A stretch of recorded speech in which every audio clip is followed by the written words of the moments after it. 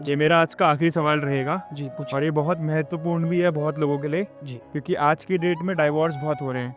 जी अगर इंसान शादी कर रहा है तो वो दीर्घायु में ही कर रहा है 30 के बाद, जी और डाइवोर्स के चांसेस बहुत ज़्यादा बढ़ रहे हैं। ऊपर से संतान की प्राप्ति में बहुत मुश्किल हो रही है इंसान को जी कि हमारे बच्चे नहीं हो रहे हैं।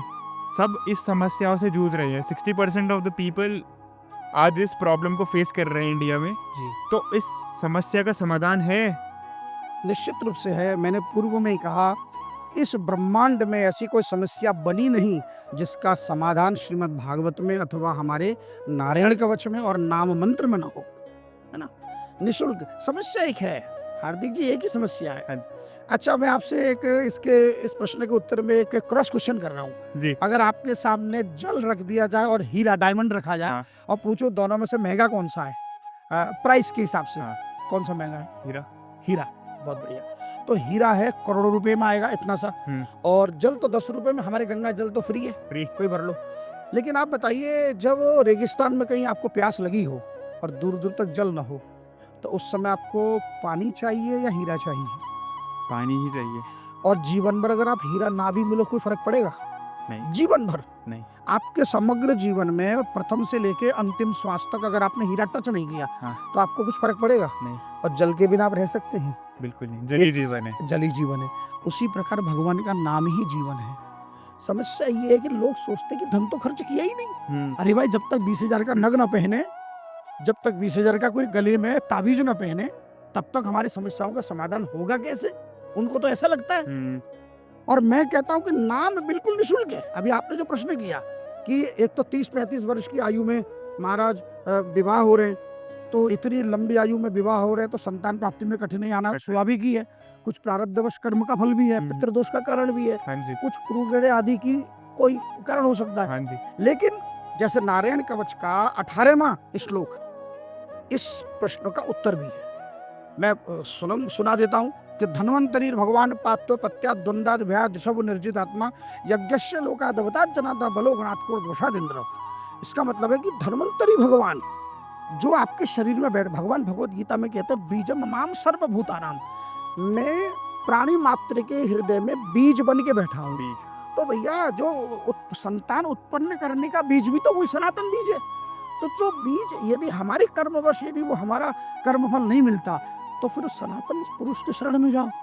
तो उनके शरण में जाने से भगवान कहते हैं मेरे नाम में वो शक्ति है। इससे पूर्व में मैं कह चुका हूँ, जो मेरे नाम का आश्रय लेगा तो मेरा नाम, मेरा रूप और मेरा आयुध और मेरे गण चारों मिलकर आपके प्रारब्ध को नष्ट कर देते हैं और आपकी मनोइच्छा पूरी करते हैं। तो संतान प्राप्ति में यदि कोई बाधा है, क्योंकि हो सकता हुआ बीज आपके जो शरीर में है वो नष्ट हो गया हो प्रारब्धवश, लेकिन भगवान सनातन पुरुष वो तो अनादि है, उनका अंत नहीं, वो अनंत है, आदि नहीं अनादि है, उनका च्युत नहीं होता, वो अच्युत है।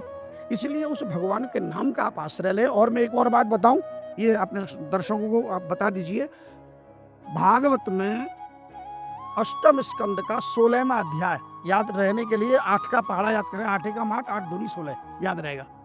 अष्टम स्कंद का 16वां अध्याय पयोव्रत। यदि विवाह के बाद 15 वर्ष तक भी संतान न हो और वो नारी यदि पयोव्रत करे, पयोव्रत के लिए वीडियो अलग से दिया हुआ है, हम लिंक में डाल देंगे जी। उस पयोव्रत को आप करें, भागवत में से देख देख के करें, किसी गुरु के सानिध्य में करें, निश्चित रूप से संतान आपको मिलेगी। और एक और बात बताऊं, एक और जानकारी दूं कि प्रति वर्ष दीपावली से 8 दिन पहले अहोई अष्टमी आती है, और वो अहोई अष्टमी की रात को 12 बजे पति पत्नी एक स्नान करते हैं राधा कुंड में, जो वृंदावन से 21 किलोमीटर दूर राधा कुंड स्थित है। राधा कुंड में यदि कोई पति पत्नी रात को 12 बजे से 3 बजे के मध्य में स्नान करते हैं, तो राधा रानी किशोरी जी, हमारी लाडली जी, गोद भरती है। संतान प्राप्ति का ये उपाय आपको बताया। तो संतान प्राप्ति का भी, और जिनके विवाह नहीं हो रहे उनके लिए भी नाम का आश्रय लीजिए। 540 महामंत्र लिख के हमें भेज दीजिए, और उसके बाद जो नाम हम चरण पीठ में बैठकर आपको प्रदान करेंगे, आप उसको 3 घंटा 35 मिनट जपना शुरू कर दीजिए। हो सकता है आप ये भी पूछेंगे गुरु जी 3 घंटा 35 मिनट क्यों? तो इसके पीछे भी मैं पूर्व में कई बार बता चुका हूँ कि हमारे शरीर में 72,000 नाड़ी है। उसमें से मुख्य नाड़ी होती है सुषुम्ना नाड़ी। हाँ जी। वो सुषुप्त होती है। उसको नख से लेकर शिख तक एक राउंड पूरे शरीर की लगाने में 3 घंटा 35 मिनट का समय लगता है। उतना समय यदि कोई प्रतिदिन नाम जप करे तो भगवान एक्टिवेट हो जाते हैं। यानी वो नाम का फल एक्टिवेट हो जाता है जाता है। और आपको उसका अविष्ट फल प्राप्त हो जाता है। तो मैं चाहूँगा नाम का आश्रय लीजिए, भगवान नाम में बहुत शक्ति है, आपके समस्त मनोकाम यह लौकिक और पारलौकिक, यानी जीते जी यहाँ भी आप कष्ट से पार और मृत्यु के बाद भगवत धाम नारायण की शरणागत।